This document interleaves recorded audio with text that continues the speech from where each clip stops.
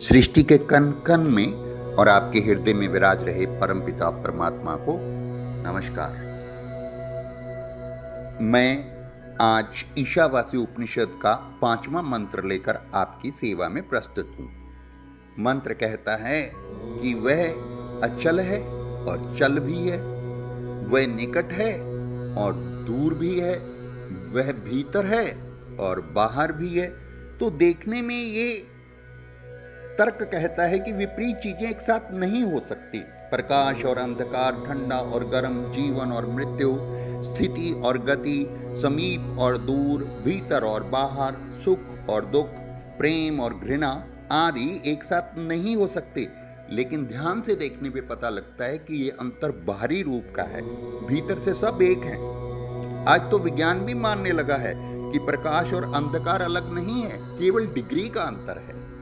और इस बहुत ही शानदार श्लोक से, मंत्र से हमें गहरी एक अवस्था, गहरी चीज का पता लगता है, शिव और शक्ति का पता लगता है।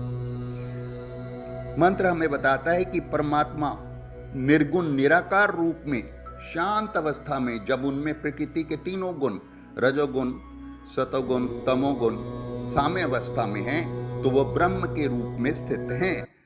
लेकिन जब उनके संकल्प से उनमें स्पंद होता है, ओम का स्पंद होता है, तो वह अपनी शक्ति से साकार रूप में उपस्थित हो जाते हैं। उपनिषद का ऋषि कहता है कि वह परमात्मा निर्गुण रूप से अचल है तथा सगुण रूप से, साकार रूप से प्रकट होकर लीला करते हैं। श्रद्धा प्रेम से रहित मनुष्य को दर्शन नहीं देते, वे उनसे अति दूर हैं। सैकड़ों जन्मों की तपस्या के बाद भी नहीं मिलते, इतने दूर हैं तथा स्वयं की अंतरात्मा में स्थित होने के कारण सबसे समीप हैं। थोड़ी सी भी करुणोपकार सुनकर उसी समय प्रकट हो जाते हैं। अंततः वे समीप से समीप हैं, ऐसा कोई स्थान नहीं जहां वे ना हो। वे सबके अंतर्यामी होने से सबके समीप हैं, किंतु ज्ञानी लोगों की वहां तक पहुंच नहीं है, इसलिए वे दूर से भी दूर हैं। वे ही संपूर्ण जगत के आधार हैं, इससे वे बाहर भी हैं और स्वयं के भीतर आत्म रूप में स्थित होने से भीतर भी हैं। वे सर्वत्र व्याप्त हैं। सृष्टि का ऐसा कोई कण नहीं जिसमें वे ना हो।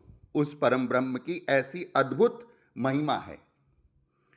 निर्गुण रूप से वही ब्रह्म है और साकार रूप से वही शक्ति है। वही शिव और शक्ति है, वही सब कुछ है।